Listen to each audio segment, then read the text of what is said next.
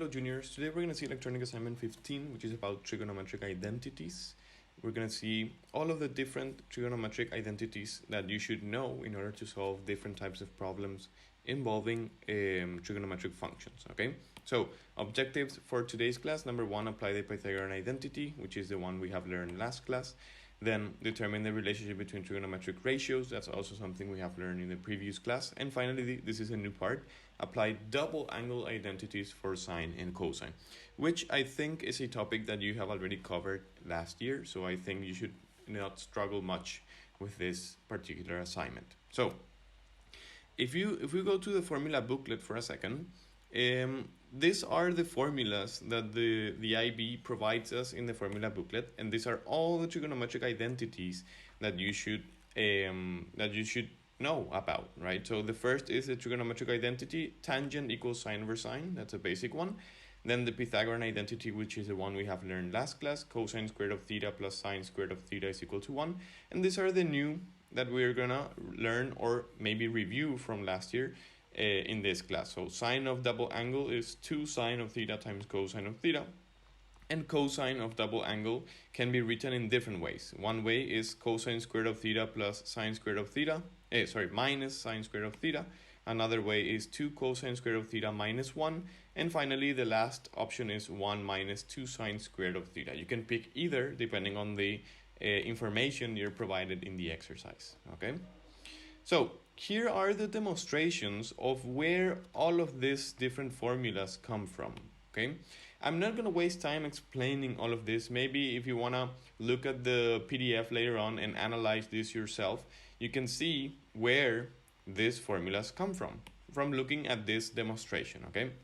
But to avoid wasting too much time and avoid making this video too long, I'm gonna skip this part, and you can look later on to this on your own, or maybe you can look for some tutorial videos in YouTube or however, right? But here I demonstrate why cosine double angle has this form, why cosine double angle has this form over here, and why cosine double angle has this form over here. And then I make the same demonstration for sine, right? Following this demonstration here, you would see why sine of double angle is actually equal to 2 sine of theta times cosine of theta. But for an exam and for your general knowledge, the only thing you should know is this formula for the cosine of double angle and this formula for the sine of double angle, which are available in the formula booklet. You don't even need to memorize these formulas.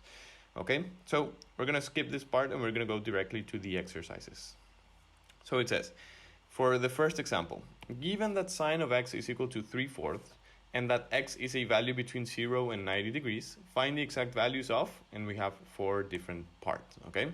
Here's a summary of all of the trigonometric identities that we will need in order to be able to solve these exercises, okay? And as I told you, these are all available in the formula booklet. So, first thing, we have a restricted domain. In this case, the restricted domain is referring to only quadrant 1, right? Because it's from 0 to 90 degrees. That means that all of our answers should be angles in quadrant 1, okay? And that means that if we're in quadrant 1, it means that sine is positive. Sine is positive. It means that cosine is also positive and that tangent is also positive. So all of our answers should be a positive value, okay? So let's go to part A. We know that sine of x is equal to 3/4 and we want to find cosine of x. If we have sine and we want to find cosine, which of these trigonometric identities do you think we should apply? We should apply, in this case, this trigonometric identity, the Pythagorean identity.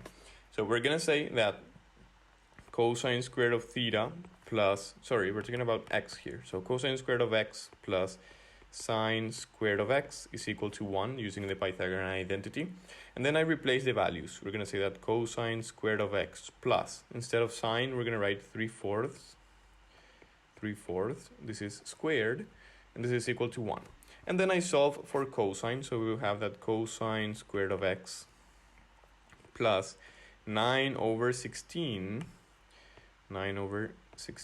is equal to 1, right? So cosine squared of x is equal to 1 minus 1 minus 9 over 16. So cosine squared of x is equal to 1 minus 9 over 16, that's 16 over 16. 16 minus 9, that's 7, right? So this is 7 over 16. That means that if we take the square root on both sides, so cosine squared of x is equal to 7 over 16. If we take the square root on both sides, we're going to get that cosine of x is equal to, remember, the answer is always plus or minus when we do a square root. So this would be square root of 7, which is not an exact value, divided by square root of 16, that's 4. So square root of 7 over 4, plus or minus. But since we're working with quadrant 1, where all of the trigonometric values must be positive, we're going to eliminate the negative sign. So our only answer would be that cosine of x is equal to root 7 over 4. That is our only solution for this case. Again, just to clarify, this is because we are in quadrant 1. Okay? So that's it for part A. Now, let's move on to part B. I think I'm going to need more space here. Let me move this a little bit and take this to another page. Oh, here. And this one here. There. So if we continue with exercise B says the following. We want to find what is the value of sine of 2x.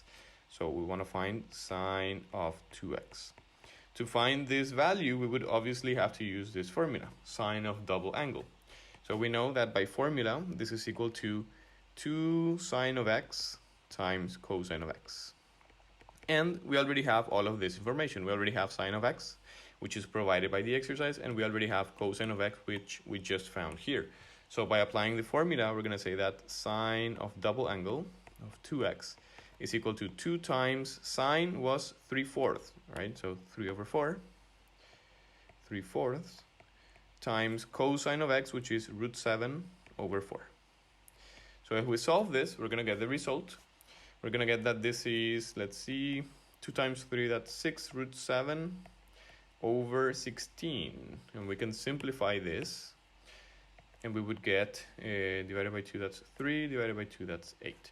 So our final answer would be that sine of double angle is equal to 3 root 7 over 8. And you see that we got only one result, right? It's only positive in this case. So we don't need to analyze the signs here as we did for cosine. Okay, so that's the answer for part B. Now let's move on to part C. I'm going to separate this to avoid confusion. Here. And now here. There you go. So, part C says the following. We want to find cosine of double angle in this case. So we want to find cosine of double angle. If we want to find this, obviously we would have to use one of these formulas over here. And we can maybe it'll be easier to use this case in the problem because we have as our information sine, which is 3 over 4, right?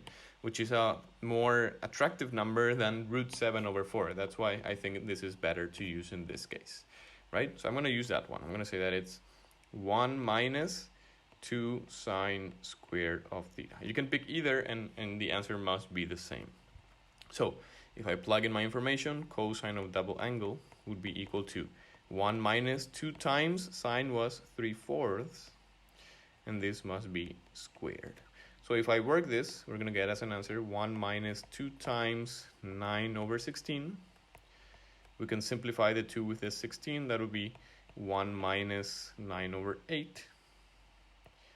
And 1 minus 9 over 8, that is 9 over 9. No, 8 over 8. So this would be negative 1 over 8. That means that cosine of double angle is equal to negative 1 over 8. You see that we're getting a negative value here. That means that probably the value of x is such that when I multiply it by 2, I go to the second quadrant already. And for the second quadrant, cosine has a negative sign, right? So that's why we're getting a negative answer here, because the double angle is probably in the second quadrant already. Okay, finally, we're gonna see exercise or part D, which says the following. We want to find tangent of double angle. Tangent of double angle. If we want to find tangent, we may think about using this formula over here. Since I want tangent of double angle, I can use sine double angle divided by cosine double angle, and that's it, right? And we already have both of those values, so we're going to write this as sine of 2x divided by cosine of 2x. We already have both values, so we're going to fill this in. This is, sine of 2x is 3 root 7 over 8, so 3 root 7 over 8. And this is being divided by cosine double angle, which is this value over here, negative 1 over 8. So we see that the 8, for example, simplifies 8 with 8, and we get as a result that this is negative 3 root 7. Negative 3 root 7. So tangent double angle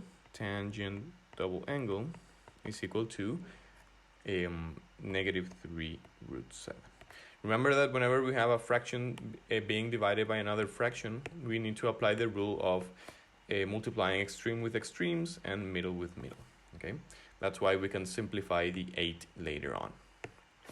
So this is the answer for tangent of double angle. Again, you see that we got a negative value for tangent. That means that probably when we duplicate the angle x, we are lying in the second quadrant where both cosine and tangent are being negative. They are a obtuse angle. I mean, the x value is maybe an obtuse angle. That's why they are both negative, okay? So with this example, these are basic examples, but with these examples, we applied all of the different trigonometric identities that you need to know. Now, let's see two more examples, which I think are a little bit more challenging. Let's see, I'm gonna check this down. There.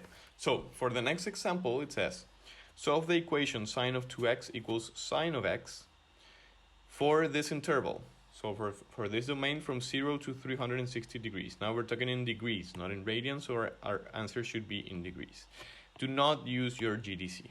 Okay, so let's see. If I want to solve sine of 2x equals sine of x, how can I solve this? Maybe I will have to apply trigonometric identities, right? Let me see if I can take this down and duplicate this. I'm going to put it here just to have them handy. So we can, for example, convert sine of 2x to its equivalent, which is this expression over here, right? So let me rewrite this as, instead of sine of 2x, it will be 2 sine of x times cosine of x. And this is equal to sine of x. To sine of x. So one thing I see here is that, for example, if I take this, all of this term dividing to the other side, then sine of x will be eliminated. So I'm going to do that. I'm going to divide the whole expression. I'm going to do divided by sine of x divided by sine of x. And we're going to see that we can simplify this with this and this with this. That means that 2 cosine of x would be equal to one thing divided by itself is 1, right? So it's equal to 1. And this looks much more solvable than what we had at the beginning, right? We can leave cosine of x alone. We would have that cosine of x is equal to 1/2. So we need to think, for what angle or what values of x is cosine of x equal to 1/2? Remember, we have all of this domain to consider. First of all, we see that cosine of x is having a positive value here. That means that we have two possible results. Remember that cosine is positive for, let me write that down. Cosine is positive for two quadrants, right? For quadrant 1, Q1, and for quadrant 4. So we have two solutions, one that would be for quadrant 1 and another that would be for quadrant 4. So if we're talking about quadrant 1, what the value of x that makes cosine of x equal 1/2, if you remember the hand trick, you would see that it's 60 degrees, okay? This is without using a calculator. So this would be the answer. This is the answer for Q1, right? For quadrant 1. But there's another answer for quadrant 4. In order to find that angle, remember the rule is to do, this is x1, so x2 would be 360, a complete revolution minus that angle in order to be in quadrant 4. So we would get as a result that the second value is 300 degrees. And this answer corresponds to quadrant 4, Q4. There you go. So these are the two possible solutions if we consider this restricted domain over here. So I hope this is getting clear for you people. Now let's see this last example before we're done. This looks a little bit more challenging. It says, prove that 1 plus tangent squared of x times cosine of 2x is equal to 1 minus tangent squared of x. If we want to prove something, we need to work with one side of the equation and the other side of the equation as well. We need to work with them independently and get to the same result on both sides. That's what the word prove means, okay? So let me show you how to work with this. The first thing I see is that we have tangent here. Whenever we have tangent, the most convenient thing to do is to convert tangent to sine over cosine. Try to work with sine over cosine always, right? So the first thing we're gonna do is change the tangent for sine squared of x. Remember, this is squared, so sine squared of x divided by cosine squared of x.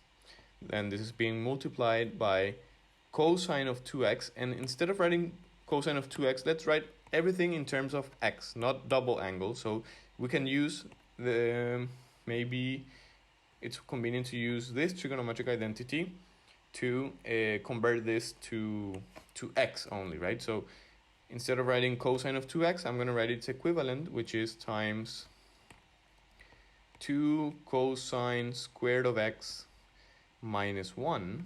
That is the equivalent for cosine double angle using this equivalent expression here. And this must be equal to 1 minus, and again, I'm going to convert tangent to sine over cosine. So sine squared of x over cosine squared of x.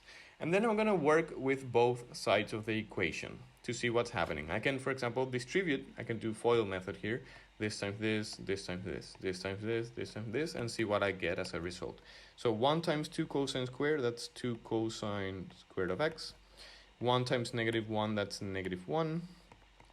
Then all of this times this would be, you see that we simplify cosine squared, so this would be plus 2 sine squared of x. And finally, if we multiply all of this times this, we would get minus sine squared of x over cosine squared of x. And this is equal to, we cannot do anything here, sine squared of x over cosine squared of x. So what do you see? You see that this, all of this term simplifies with all of this term. We're having the same expression in both sides, so we can eliminate that. All of this cancels out with all of this. So what do we have as a result? We have that all of this, let me see, there. All of this must be equal to 1, okay? So let's see if this is true. If I reorganize terms here, for example, if I take this to the front, we would have that 2 cosine squared of x plus 2 sine squared of x minus 1 is equal to 1, right? Now, if I take out a common factor of 2 between these two terms, we're going to have that 2, and inside parentheses, we're going to have cosine squared of x plus sine squared of x plus sine squared of x. So maybe we here can take the negative 1 to the other side, and we will add 1 plus 1, right? So all of this is equal to positive 2, right? Now, if you remember, what trigonometric identity is this? If we go back here, we see that this corresponds to the Pythagorean identity. Cosine squared of theta plus sine squared of theta is actually equal to 1, right? So we can change all of this to its equivalent value, which is 1, according to the Pythagorean identity. So we would say that 2 times 1 is equal to 2. And finally, we prove that 2 is equal to 2. So we have proved the what we were asked to prove, right? That this side of the equation is actually the same as this side of the equation. So with this, we get to a conclusion and we prove that they actually represent the same expression. So this is proved, and that's it. Okay, so that's what you need to do whenever you're asked to prove something. So I hope this was clear, juniors. If not, please let me know, and we're gonna clear doubts in future live sessions. See you.